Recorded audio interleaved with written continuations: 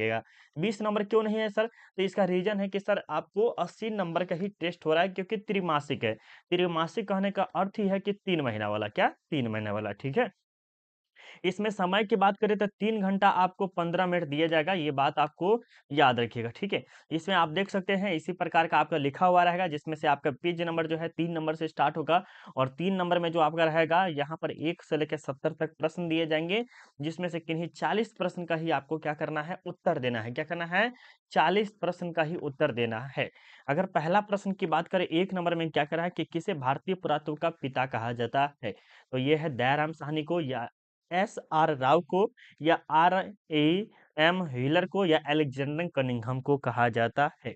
तो बोलेगा सर ये जो है भारतीय पुरातत्व का पिता किसे कहा जाता है, तो अलेक्जेंडर कनिंघम को कहा जाता है, यानी ऑप्शन आपका क्या हो जाएगा, डी हो जाएगा। ये हूबहू मेरे भाई ये वायरल पेपर है, ये बात को याद रखिएगा। दूसरा प्रश्न की बात करें, दूसरा प्रश्न में क्या करा कि गोदीबारा के प्रमाण कहाँ से मिले हैं। गोदीबारा के प्रमाण जो है हड़प्पा से मिले हैं, लोथल से, चनहोदरो से, या मोहनजोदड़ो से। वायरल पेपर है मेरे भाई, फटाफट आप क्या कीजिए, इन सभी प्रश्नों को अपने कॉपी में नोट कर लीजिए। हूबहू यही सब प्रश्न लड़ने वाला है, तो ऑप्शन आपका क्या हो जाएगा, बी हो जाएगा। क्या हो जाएगा, बी हो जाएगा।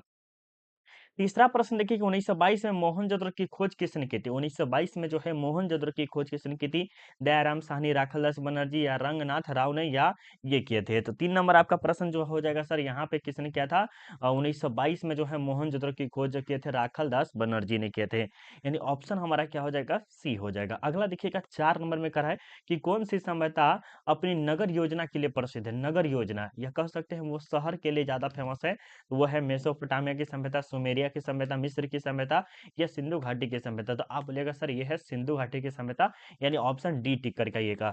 5 नंबर देखिए क्या करें कि कालीबंगा किस राज्य में है, तो सर ये बिहार में है, उत्तर प्रदेश, या पंजाब, या राजस्थान। तो आप बोलिएगा सर कालीबंगा जो है सर ये राजस्थान में है, यानी ऑप्शन हमारा क्या हो जाएगा, सी हो जाएगा। देख रहे हैं ये वाला कोड आपको मिलेगा, और ये आपको कंटिन्यू इसी टाइप का लिखा हुआ रहेगा, ये याद रखिएगा, ठीक है। अगला जो है 5 नंबर में क्या करें कि भारतीय पुरातत्व सर्वेक्षण की स्थापना कब हुई थी। भारतीय पुरातत्व सर्वेक्षण की स्थापना जो हुई थी सर 1800 में हुआ था, 1850, या 1870, या 1861। तो आप बोलिएगा सर 1860 61 में हुआ था, ठीक है। तो इसका राइट आंसर क्या हो जाएगा, सी हो जाएगा, बिल्कुल ही राइट आंसर हो जाएगा। अगला देखिएगा 7 नंबर में क्या करें कि मोहनजोदड़ो किस नदी के किनारे स्थित है। वेरी वेरी इंपॉर्टेंट और वायरल पेपर है मेरे भाई, ये आपके सिंधु नदी। 100% यही प्रश्न आपको लड़ेगा, एक भी प्रश्न आपको इससे बाहर नहीं आएगा। 8 नंबर देखिए क्या करें कि सुमेरी अभिलेखों में किस देश को नाविकों का देश कहा गया है। नाविकों का देश जो है मगान को कहा गया है, दिलमुन को कहा गया, मेलुहा को, या इनमें से कोई नहीं। तो 8 नंबर का जो आपका राइट आंसर हो जाएगा मेरे भाई, क्या हो जाएगा, फटाफट बताइएगा। तो ये जो है मेलुहा को कहा गया है, यानी ऑप्शन आपका क्या हो जाएगा, सी हो जाएगा। क्या हो जाएगा, सी। 9 नंबर देखिए क्या करें कि हड़प्पा सभ्यता में नर्तकी की मूर्ति कहाँ से मिली। हड़प्पा सभ्यता में नर्तकी की मूर्ति जो है आलमगीर से पूरा है, मिला है, या मांडा से, या धोलावीरा, या मोहनजोदड़ो से। तो 9 नंबर का जो आपका राइट आंसर हो जाएगा सर, क्या हो जाएगा, तो सर ये हो जाएगा आपको मोहनजोदड़ो से, यानी हड़प्पा सभ्यता में नर्तकी करती हुई, नृत्य करती हुई जो फोटो मिली है वो मोहनजोदड़ो से। विशाल स्नानागार के साक्ष्य कहाँ से मिला है, तो सर ये भी आपके मोहनजोदड़ो से ही मिले हैं। ऋग्वेद के किस मंडल में वर्ण व्यवस्था की उत्पत्ति का उल्लेख मिलता है। बताइए, वेरी वेरी इंपॉर्टेंट प्रश्न, वेरी वेरी इंपॉर्टेंट, फटाफट आप सब बताइएगा कि ऋग्वेद के किस मंडल में वर्ण व्यवस्था की उत्पत्ति के बारे में वर्णन मिलता है। तो आप बोलेगा सर 11 नंबर का जो हमारा राइट आंसर हो जाएगा 10 में, किसमें, 10 में मिलता है। हड़प्पा सभ्यता में तकी हुई मूर्ति कहाँ से मिली है, मोहनजोदड़ो भी जस्ट बताए हैं। वो डबल डबल प्रश्न आ गया है ना, ये भी ऊपर हाई दिए हैं। अगला जो प्रश्न है कि ऋग्वेद में वर्णित प्रमुख देवी कौन थी। ऋग्वेद में वर्णित प्रमुख देवी कौन थी, तो उषा थी, आदित्य, ये क्या हो जाएगा। 12 नंबर प्रश्न का उत्तर क्या हो जाएगा, तो सर ये सभी के सभी थी, ऑप्शन डी हो जाएगा। उत्तर वैदिक काल में किसकी रचना हुई। उत्तर वैदिक काल में है अथर्ववेद हो गया, सामवेद, यजुर्वेद, क्योंकि ऋग्वेद की जो रचना हुई है वो हुई है ऋग्वेदिक काल में ही हुई, लेकिन यहाँ पर उत्तर वैदिक काल यानी कि लास्ट जो पीरियड था उसमें इन 3 चीज का वर्णन हुआ है। महावीर का जन्म कहाँ हुआ था सर, महावीर का जन्म जो हुआ था कुंडलग्राम में हुआ था ना, कुंडलग्राम में, बहुत अच्छा। 14 नंबर का जो आपका राइट आंसर हो जाएगा सर, सी हो जाएगा, बिल्कुल ही राइट आंसर।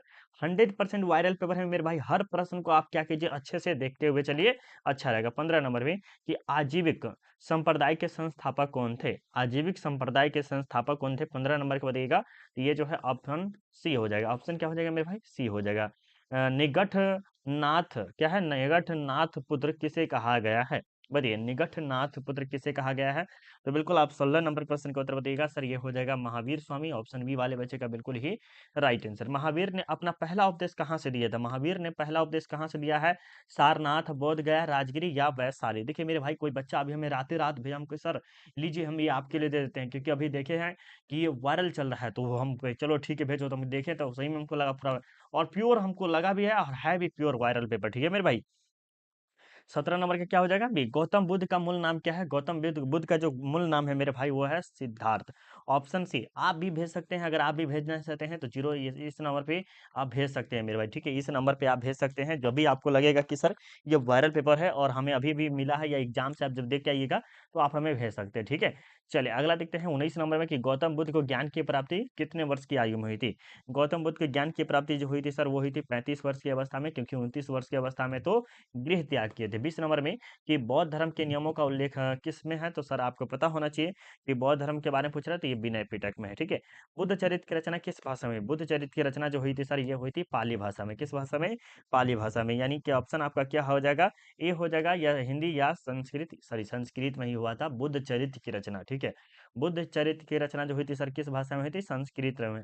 बौद्ध धर्म की पूछेगा तो क्या हो जाएगा? वो हो जाएगा आपका पाली भाषा। ठीक है, अगा, गौतम बुद्ध को ज्ञान की प्राप्ति कितने वर्ष की आयु में हुई थी? सर ये बता ही दिए हैं, अभी जस्ट बताए थे। डबल डबल कहीं कहीं प्रश्न जो है लिया गया है, डबल डबल फोटो खींच के भेज दिया लग रहा है। महाजन पदों का उदय कब हुआ था? सर ये हुआ था 6ठी शताब्दी ईसा पूर्व में, यानी ऑप्शन आपका क्या हो जाएगा? सी हो जाएगा। किस महाजन, छठी नहीं ना होगा, छठी होगा ना, ये 15वीं है, 10वीं है, चौथी है, या छठी शताब्दी? हाँ, छठी शताब्दी ईसा पूर्व में ही है। ऑप्शन सी हो जाएगा। अगला, किस महाजनपद का राजा प्रसेनजीत बुद्ध का समकालीन था? तो प्रसेनजीत बुद्ध का समकालीन था। आपको बताना है 26 नंबर का राइट आंसर क्या हो जाएगा? तो 26 नंबर का जो हो जाएगा कौशल हो जाएगा, यानी ऑप्शन बी हो जाएगा। गणतांत्रिक व्यवस्था किस महाजनपद में? 16 महाजनपद है, उसमें से एक महाजनपद कैसा है? गणतांत्रिक है। क्या है? रिपब्लिक है मेरे भाई। तो वो जो है कौन है? तो आपको बताना है सर, ये वज्जी है। कौन है? वज्जी है। 28 नंबर है कि किसने मौर्य वंश की स्थापना किया था? चंद्रगुप्त मौर्य। किसने? चंद्रगुप्त मौर्य ने किया था, याद रखिएगा। अशोक के अभिलेखों को प्रकाश में लाने का श्रेय किसे है? तो ये जो है जेम्स प्रिंसेस, जो कि आप जानते हैं जेम्स प्रिंसेस के 44 अभिलेखों को पढ़ने वाला एक ही मात्र में व्यक्ति था, वो है जेम्स प्रिंसेस ही। ठीक है, जिसके अभिलेखों को अच्छे से पढ़े भी थे। आगे 30 नंबर में कि मौर्य काल में आय का मुख्य स्रोत क्या था? जुर्माना था, बिक्री कर था, भूमि कर था, या जल कर था?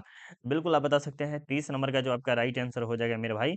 तो आप देखिएगा प्राचीन काल में, यानी कि मौर्य काल में जो है भूमि से क्या किया जाता था? टैक्स लिया जाता था। यानी जो जमीन होता था उस पे जो है टैक्स लिया जाता था। कलिंग युद्ध की भीषणता का उल्लेख अशोक के किस अभिलेख से मिला है? तो ये जो है 13वें, किसमें? 13वें अभिलेख से क्या होता है हमें पता चलता है। और ये युद्ध हुआ था 261 ईसा पूर्व में। कब हुआ था? 261 ईसा पूर्व में हुआ था, जिसमें कलिंग विजय होने के बाद भी क्या करता है? वो अस्त्र शस्त्र को क्या करता है? त्याग देता है। धम्म के प्रचार के लिए किसने धम्म महापात्रम नामक पदाधिकारी का नियुक्त किया था? तो ये जो है सर आपको पता होना चाहिए। 32 नंबर का आपका राइट आंसर क्या हो जाएगा? अशोक। अशोक बढ़ चढ़ कर योगदान लिए थे, या काम किए थे। सातवाहन शक्ति की पूर्ण स्थापना किसने की थी? सातवाहन शक्ति की पूर्ण स्थापना किसने की थी? सिमुक किए थे, कन्ह किए थे, या चंद्रश्री किए थे, या गौतमी पुत्र सतकर्णी किए थे? तो 33 नंबर का जो आपका राइट आंसर हो जाएगा सर, क्या हो जाएगा? तो आप बोलेगा सर ये हो जाएगा गौतमी पुत्र सतकर्णी। ठीक है, ऑप्शन सी हो जाएगा। आगे देखते हैं कालिदास कौन थे? कालिदास जो है क्या थे? 34 नंबर प्रश्न का उत्तर बताइएगा। तो कवि और नाटककार थे। क्या थे? कवि और नाटककार थे। ऑप्शन आपका क्या हो जाएगा? सी। किस शासक का काल गुप्त काल का चरमोत्कर्ष था? बताइए तो 35 नंबर का। तो सर ये हो जाएगा चंद्रगुप्त द्वितीय का। किसका? चंद्रगुप्त द्वितीय का। अगला प्रश्न देखते हैं, किताब उल हिंद किसकी रचना है? किताब उल हिंद जो है सर किसकी रचना है? तो ये जो है अलबरूनी का। और किताब उल रेहला किसका है मेरे भाई? तो ये है इब्न बतूता का। ये आप बढ़िया से याद कर लीजिए, वेरी वेरी इंपॉर्टेंट प्रश्न है। ठीक है, ये कोड वगैरह आप मिला लीजिए कि यही कोड आपको देखने को मिलेगा सेम टू सेम। ये साइड में आपको ये जो रहेगा, ठीक है, साइड में रहेगा आपको। नारियल तथा पान का वर्णन किस यात्री ने किया है? तो नारियल एवं पान का यात्रा, सॉरी, वर्णन जो क्या है वो क्या है? Ibn Battuta. किसने? Ibn Battuta. आगे देखते हैं कि अलबरूनी किस शताब्दी में आया है? बताइए। 38 नंबर को दिएगा तो सर ये आया था 11वीं शताब्दी में, और इब्न बतूता जो आया था 14वीं शताब्दी में था। इब्न बतूता कहाँ का रहने वाला था? तो मोरक्को का रहने वाला था, और ये 14वीं शताब्दी में क्या आया था? भारत आया था। किताब उल हिंद किस भाषा में लिखी गई है? तो सर ये जो है किस भाषा में लिखी गई है? तो बोलिएगा सर ये अरबी भाषा में लिखा गया है। ठीक है, देखिए मेरे भाई, जो भी बच्चे अगर चाहते हैं कि सर सब्जेक्टिव करा दीजिए, तो हम आपके लिए सब्जेक्टिव भी करा देंगे। क्योंकि देखिए यहाँ पर 1 से लेके हमने क्या किया है, 40 तक ही हम ऑब्जेक्टिव कराएँगे, क्योंकि आपको 40 तक ही ज़रूरत है। तो 40 ही हम कराएँगे, इससे फालतू में कराने से क्या फ़ायदा? तो जो बच्चे चाहते हैं कि सर ये वायरल पेपर का